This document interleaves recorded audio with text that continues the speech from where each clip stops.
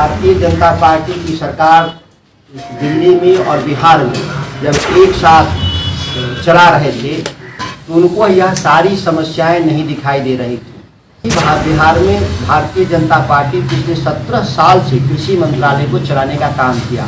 केंद्रीय उर्वरक मंत्री को सबसे पहले यह जवाब देना था कि 17 सालों में बिहार में उनकी क्या उपलब्धि रही जिसके बदौलत वो बिहार के किसानों को फायदा पहुंचाने का दावा और दम्भ भर रहे हैं। बिहार में उर्वरक की तस्करी, उर्वरकों के साथ कई तरह के उपादान जिसको बोलते हैं हम लोग नैनो यूरिया हो या सल्फर जाइम, इस तरह की चीज़ों को बिकने का आरोप उन्होंने लगाया। ऊंचे मूल्य पर खाद्य भी बेचने का उन्होंने आरोप लगाया। यह बहुत ही दुर्भाग्यपूर्ण है कि जिस समय भारतीय जनता पार्टी की सरकार दिल्ली में और बिहार में जब एक साथ चला रहे थे तो उनको यह सारी समस्याएं नहीं दिखाई दे रही थी, जबकि कई मीडिया चैनलों के द्वारा लगातार बिहार में इस संकट की तरफ पिछले 2 सालों से संकेत दिए जा रहे थे कि इस तरह की समस्या है। जबकि बिहार में भारतीय जनता पार्टी पिछले 17 साल से कृषि मंत्रालय को चलाने का काम किया। केंद्रीय उर्वरक मंत्री को सबसे पहले यह जवाब देना था कि 17 सालों में बिहार में उनकी क्या उपलब्धि रही जिसके बदौलत वो बिहार के किसानों को फायदा पहुंचाने का दावा और दम्भ भर रहे हैं। और जिन समस्याओं के बारे में बोल रहे थे, क्या वो समस्याएं नई थी या पहले से चली आ रही थी? सबसे बड़ा सवाल की समस्याएं थी जिसके बारे में मंत्री बनते ही जो 1 महीना के तकरीबन हुए, हम इन समस्याओं की तरफ संकेत साफ शब्दों में किया था, जिसको मीडिया की बंधुओं में से एक वर्ग माना कि हम आलोचना ही अपनी सरकार कर रहे हैं, जबकि सही यही था कि यह समस्याएं गंभीर रूप से बिहार में पहले ही से है, जिस पर नकेल कसने की आवश्यकता है। और जिस तरह से 17 साल से बिहार में कृषि मंत्रालय को भारतीय जनता पार्टी ने बर्बाद किया, वह देश में कहीं भी देखने को नहीं मिलेगा।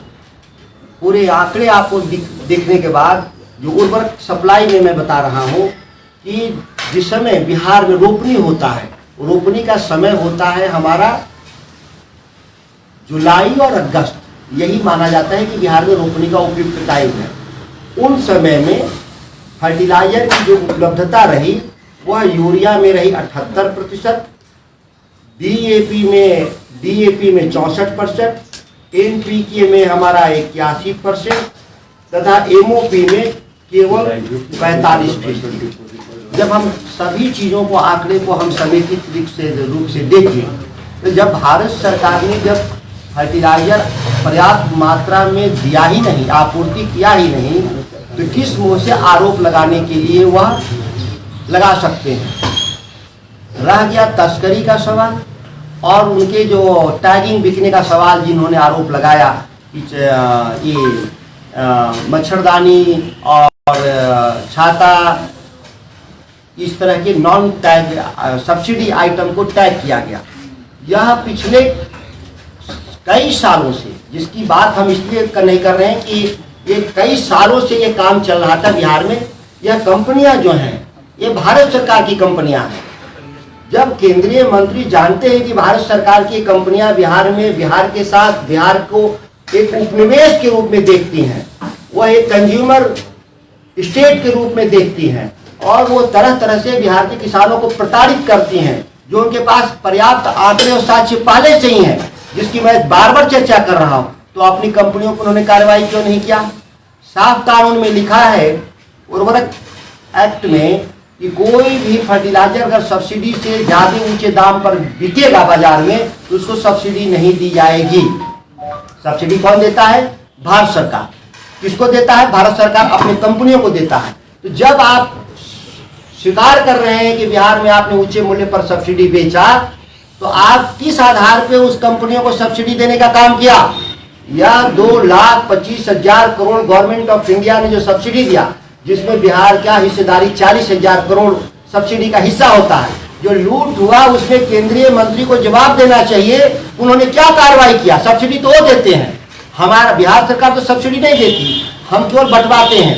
बंटवाने की क्रिया में जब आपने कम दिया तो कृत्रिम जो संकट पैदा हुआ, उस कृत्रिम संकट से बिहार के किसानों को परेशानी हुई। यह बात किसी से छुपा हुआ नहीं है। लगातार जो केंद्र सरकार के जो मंत्री जब से सत्ता परिवर्तन हुआ है, वह मानसिक रूप से विक्षिप्त हो गए हैं कि बिहार जैसे राज्य में भारतीय जनता पार्टी केंद्र सरकार को जो चुनौती मिल रहा है, राष्ट्रीय जनता दल नीति गठबंधन जो महागठबंधन है, उससे वह मानसिक रूप से परेशान होकर झूठे आरोप लगा रहे हैं। यही मेरा कहना है। मंत्री जी, आपने सवाल खड़े किए केंद्रीय मंत्री पे, अपने महकमे के जो अधिकारी हैं उनको भी आपने कई बातें कही। आपके पास अब स्ट्रेटजी क्या है? किसानों को कैसे लाभ पहुंचाएंगे और जो गड़बड़ियां हैं, त्रुटियां हैं, उसको कैसे दुरुस्त करेंगे आप? पूरे जो फर्टिलाइजर सब्सिडी है, उसकी पूरी पॉलिसी को हम बदल रहे हैं। जो 17 सालों से जो कृषि मंत्री जो भारतीय जनता पार्टी के लोग थे, पूरी एलोकेशन की जो पॉलिसीज थी और जो लाइसेंसिंग पॉलिसी थी, वह इस राज्य के किसानों के विरुद्ध था और कारोबारियों के पक्ष में था। वह केंद्र सरकार के इशारे पर वो काम करने वाले लोग थे। इसीलिए मैं पूरी एलोकेशन पॉलिसी को बदल चुका हूँ। इसीलिए आप देखेंगे कि जो फर्टिलाइजर का जो जिस एरिया में ज़रूरत था वहाँ कम गया, जिस एरिया में ज़रूरत नहीं था वहाँ ज़्यादा गया। उसको हमने 1 महीने के भीतर लगभग 70-80% हमने उसको बैलेंस कर चुके हैं। क्योंकि जहाँ पहले बहुत गया है वहाँ हम रोक रहे हैं और जहाँ नहीं गया उसको हम भरपाई कर रहे हैं। एक पॉलिसीज के जरिए मैंने कर दिया। दूसरा है लाइसेंसिंग पॉलिसी को हम बदलने के लिए संकल्प है। उसमें हम लोगों को 1 महीने का वक्त और चाहिए, क्योंकि विभाग के से होते हुए कैबिनेट तक जाएगा और पूरी लाइसेंसिंग पॉलिसी को बिहार में बदल देंगे। कंपनियों को बिहार में हम अधिकार छीन लेंगे। केंद्र की कंपनी है, सब्सिडी आइटम के साथ नॉन सब्सिडी आइटम बिहार में नहीं बिकने देंगे जब तक हम मंत्री हैं, और उस पर हम कड़ा नकेल कसेंगे। सबसे बड़ा चीज़ है कि हमने लगातार छापेमारी किया है बिहार में।